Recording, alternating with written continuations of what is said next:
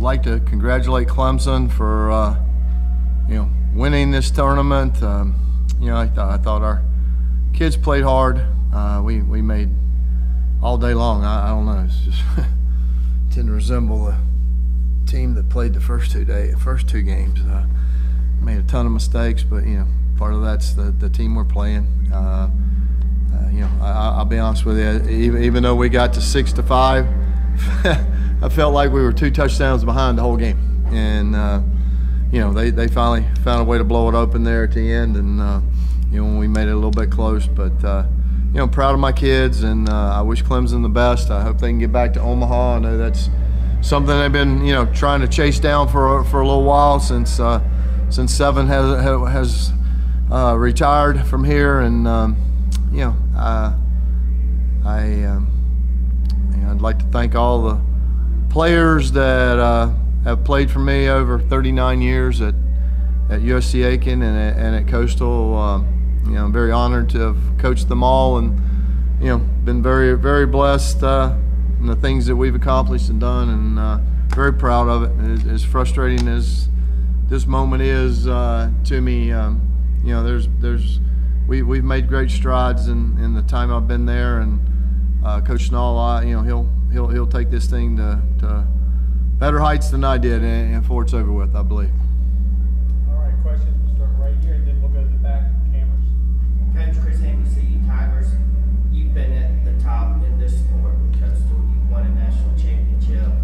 A lot of changes last few years with transfer portal and NIL.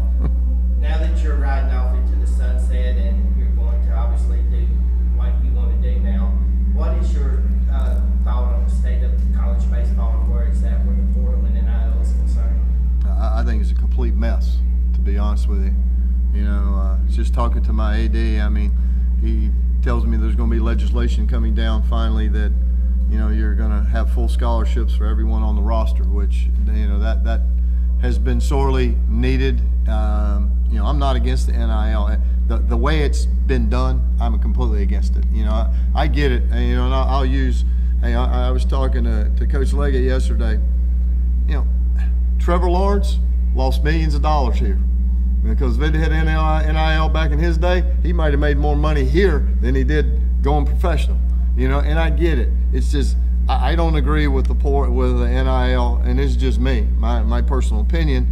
And I'll use football as an example. The fourth string tackle gets NIL. Well, NIL is supposed to be because you actually did something, and I just don't think that's what it's about, personally. I think it should be for the guys that actually accomplish something and not just everyone across the board. They've turned every booster and everything all loose, and, I'll use this analogy. This is what's wrong. If Major League Baseball, the NBA, and the NFL had a system where everyone was a free agent every year, do you realize what chaos would be? It would go away. You wouldn't have those 3 sports. If you did, in baseball, it'd be the Yankees, the Red Sox, the Dodgers, Texas, and the rest of the teams couldn't compete because they would spend every amount of money they needed to spend to do it. And that's what's going on right now. There's not a level playing field.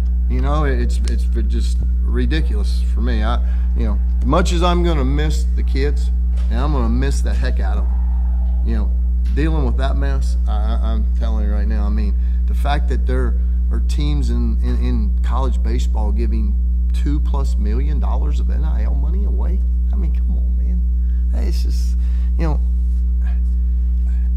a real system would be one where they get a little bit of money, but then they put money in trust or this and that, so that you don't have the horror stories you see in the NFL and different places. Major League Baseball get big signing bonuses, and boom, 5-10 years later they're broke. They don't have a dime. They don't have an education. They don't have anything. There has to be a better way. It's not just who can raise the most money and give it away. There has to be a better way, because like I said, professional sports would go in the toilet in a hurry if we used this system. This is me as a college coach. This is what I have to deal with. You can sign your returning players to a scholarship which binds you to them, but they can come around in July and go, I'm going to go in the portal. I'm up in the Cape, and somebody's going to give me a big NIL deal, and you were held accountable, coach. You had to honor that scholarship you gave me, but now I'm going to go in the portal and leave you hanging. That's a messed up system, and I hope somebody fixes it. I'm be honest with you, that part I'm going to enjoy having to mess with, to be very honest with you. All right, let's go to the back here, the cameras. Hey, Coach, you're between the two cameras here. Talk a little bit about the errors tonight. You said coming into this one that you guys had to play your best ball to beat this Tiger team. Clearly, the 4 errors pretty much doomed you guys in terms of trying to win this ball game. We did the same thing in the first game. It just, don't ask me why. I have no idea. It's not who we've been. We've not hit, we've not pitched, we've not this.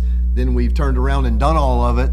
But the one thing we've been really good at has been defense. It's the one thing we've been. Heck, we gave up less than 20 stolen bases all year, which is unheard of in college baseball. And heck, we were fielding a higher percentage than we've ever fielded in any team I've ever coached. And I have no idea. It was really weird. Some of the weirdest errors too. Balls right through our leg, pick off throw, we just don't catch in the air. I have no idea. I don't know if it's mental fatigue, what it was, but we didn't play great. But again, listen, man, when you put pressure and pressure's applied to you by an opposing team that has, probably, I definitely say superior overall talent, especially on the pitcher's mound at this point in time with all of our injuries, when there's a lot of pressure on you, you end up sometimes just succumbing to it, and you don't play well.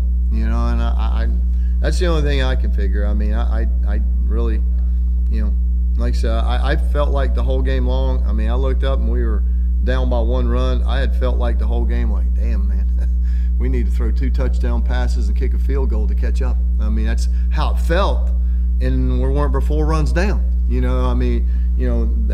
wiggled off the hook time after time after time. I don't know how many they left on base. They left 13. We were very fortunate to even be in the game, to be very honest with you. All right, let's stay in the back with the cameras. Julie Kennedy, News 13. Coach, you coached your final collegiate game for you. Has it finally hit you yet, those emotions? No, I don't know. There'll be a moment in time somewhere along the way, and Red Dirt Road will play, and I'll probably break down, to be very honest with you. But it's. I don't look at it as a sad thing. It's a opportunity in life to chase some other dreams and do some things. I've put my heart and soul in this for 39 years, and I'm proud of what we've done. I don't, this game notwithstanding, to get where we got with this team. We had 7 scholarship pitchers go out before we ever played a game. We've been scrambling all year. Our Friday and Saturday guys had surgery last June and July, and we picked up 2 junior college guys that were really good. Both of them blew out their arms before we ever played the first game in January. Our top reliever was an all-star guy in the Cape Cod League. Blew his shoulder out before we ever played a game. You can only take so many pieces away and expect us to do things. Look how many freshmen. We're just running freshman after freshman after freshman.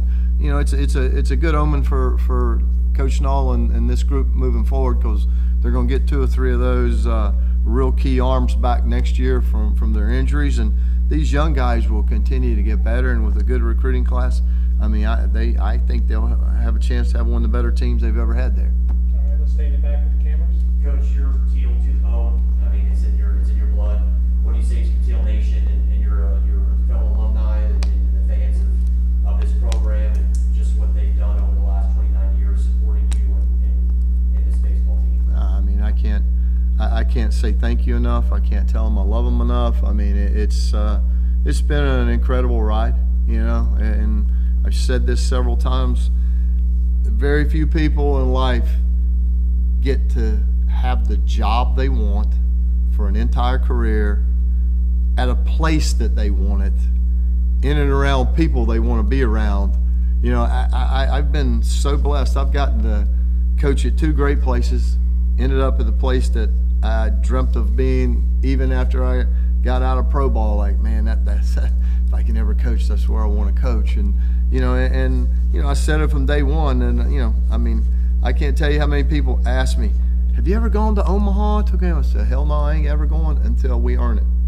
And you know, when we earned it, I went. And you know, I just that whole thing. You know, I mean, one of the coolest moments in my life was the day we played in the national championship game, to see the amazing Tiger fans and the Gamecock fans and our fans.